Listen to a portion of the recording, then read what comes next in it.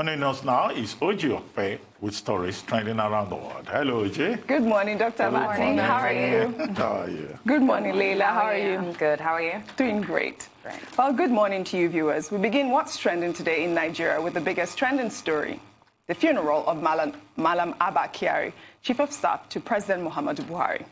Over the weekend, social media was abuzz after footage of mourners at the burial of Nigeria's Chief of Staff Abba Kyari ignored any form of social distancing. The late Chief of Staff, who died from complications of COVID-19 on April 17th, was buried at Gudu Cemetery in Abuja, and several senior dignitaries of the federal government flouted regulations by Nigeria's Center for Disease Control on funeral observations for COVID-19 victims. Footage from the funeral displayed mourners without proper protective gear, which resulted to a restriction for government officials present at the funeral from entering Aso Rock. Senior Special Assistant on Media and Publicity, Garba Shehu, sparked outrage when he tweeted on Sunday that there was nothing unusual about barring people who attended the burial from Aso Rock. The tweet read, "There's nothing extraordinary about those of us who attended Abba Kyari's funeral being advised to distance ourselves from the villa." Another tweet read, "This is in line with the standard rules put in place by the National Center for Disease Control and the Federal Ministry of Health. You do these things to stop the spread of coronavirus." For the most part, the villa has operated digitally in the last few weeks, so there is really nothing new to this. Let's take some reactions. Our first tweet is from Positive Mantra, who wrote, "You are an irresponsible fellow, always acting to put this government we all labored hard to install in bad light. First was the promotion and attending a gathering of old student association, and now this, in spite of NCDC warnings and guidelines." Another user, Director Flo, wrote, "It's very irresponsible of you to keep dispensing irrelevant information to justify your indisciplined and erratic act. You have demonstrated evidence that you lack leadership skills. You should at least learn how to keep quiet whenever you have nothing meaningful to offer." Well, I mean, to be very honest with you, can we be surprised that Abba Kyari's funeral sparks a lot of controversy and outrage? No, because the genuine basic social distancing or physical distancing guidelines that we have all been given as citizens were clearly amiss at that burial. So, to be honest with you... Well, a number of points. I mean, many Nigerians have genuinely expressed concern about how that burial was handled. More so as we had prior information about the protocols for handling the funerals of COVID-19 persons. Yeah. The Minister of Information had said previously that corpses of persons who died from COVID-19 complications will not be released to their families, but the Lagos State Commissioner for Health has clarified that Malam Abba Kyari died in Lagos, and Lagos does not have any such restriction. That's one. Two, the persons who attended the event, Nigerians were outraged that the same government that is saying that there should not be large gatherings, either parties or funeral events. In fact, some state governments have banned funerals until there is some peace. In one particular state, only 2 dates have been designated between April and June for burials. You can only bury on those 2 days, not COVID-19 victims, but any burial at all. So we know that, the burial protocol is part of this, only to see that the federal government itself did not observe that at the burial. However, the explanation given by Garba Shehu for that was that most of the people there were locals, local persons within the community who came, and that it would have been difficult for government to drive them away. How? The security? How would it have been difficult? Could it be the case that there was no security available? There was security. We watched it. I watched it live. Okay, there was so security. If there was security, maybe there was a breakdown of control. No, it was quite peaceful. I watched the whole funeral live. It was a very peaceful burial. I'm just raising questions in order to play the devil's advocate. But whatever it is, the handling was very poor. Terrible. What is important is that, look, Aso Rock, as I've written somewhere, is bereaved. The president is bereaved. We have lost another high-profile person to COVID-19. And we ought to realize that this COVID-19 that everyone is dealing with is no respecter of persons. It's egalitarian, it's unbiased, it doesn't discriminate between the rich and the poor, and it doesn't discriminate in terms of class. Yes. And that's why everyone needs to be very careful. Our condolences to the family of Malam Abba Kyari. Absolutely. Who was a very distinguished public intellectual, technocrat, administrator, with excellent credentials. Yes.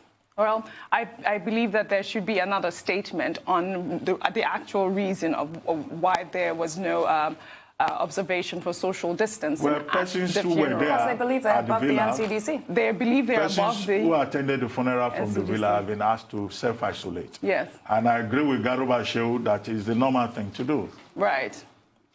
All right. Well, should we take another story? Let's take our final story, actually. The Coalition Against COVID-19, also known as CACOVID-19, has started work on building an isolation center in Yaba. It's the first major project using funds from the coalition announced by Nigerian Central Bank Governor Godwin Emefiele last month. Arise correspondent Adefemi Akinsoye has visited the site where she asked members what they have in store to support the government during the COVID-19 crisis. Let's take a look. Brick by brick, pillar by pillar, this isolation centre on the grounds of the mainland hospital in Yaba is being put together. It's part of a joint effort among the private sector Coalition Against COVID-19, members of which include banking managing directors and Africa's richest man, all led by the governor of the Central Bank of Nigeria, who insists the entire process will be transparent. These numbers will be audited. These numbers, as we speak, and I have told the CACOVID communication to put the names of the donors on our website and let the whole Nigerian know. Even if you donated ₦1, your name will be on the list. On the reverse side, on the other side, whatever expenditure is incurred, even in buying needles, in buying masks, it will be there on the website. We'll make it open for everybody to see. We've raised so far 25 billion naira. This is still very far, like I said, from where we want to be. We'd love to be able to have close to about 40 to 50 billion because, for instance, the food component of what we're doing alone is over 20 billion naira. And that's where the Aliko Dangote Foundation come in. In addition to providing medical health intervention resources, feeding those in need is also a major part of the action plan. We're buying 23 billion naira for now worth of food items to be distributed, in conjunction with the state governments. And what we've done is to now say, okay, fine, how many people do you have in Nigeria, which is about 200 million people? And we're taking 5% of the 200, which is 10 million people.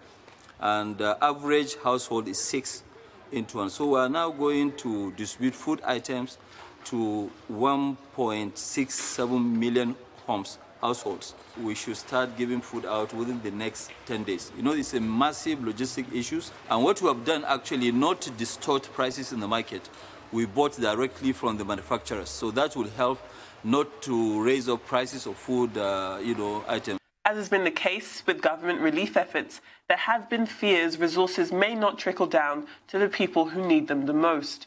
But CACOVID say they've put together an operation plan to ensure those people won't be left behind. For food, there is a proper formal distribution process. Dangote Foundation has done this for over 25 years. We are leveraging up their skills. We will go through the state governments, through the local governments, to the wards. So we're not just giving it to people, we're taking it to the wards. We're having representatives of CACOVID coming from the other banks as well, coming from the other partners to be present. So technically, you have 774 local governments in this country. For each local government chairman, you will have 2 or 3 representatives of CACOVID. Go with them to make sure that this thing gets to the wards. All right? It will be properly branded that this is from the private sector. It is not available for resale. And anybody who is doing it should be reported. That way we can ensure that as much as is humanly possible, we get the goods to the bottom of the pyramid. The plan is to hand control of the site over to the federal government, who will then do the same at the state level. Represented by its Health Commissioner, Professor Akin Abayomi, says efforts are widely welcomed by the Lagos State Government. The more gentle the curve and the slope, the more time it gives us to do things like this, to accommodate as many people as possible, to manage them in a facility by professionals, and thereby we are able to prevent people from going from mild to moderate to severe. The work has already started. There have been hurdles in constructing this multi-million naira structure. This one has been particularly challenging. As you can see, it's not just a tent that we're building, right?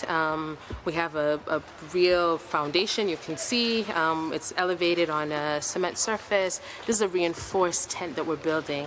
This tent will cost us about 500 million naira, which includes the beds, the equipment, the tent itself, building, etc.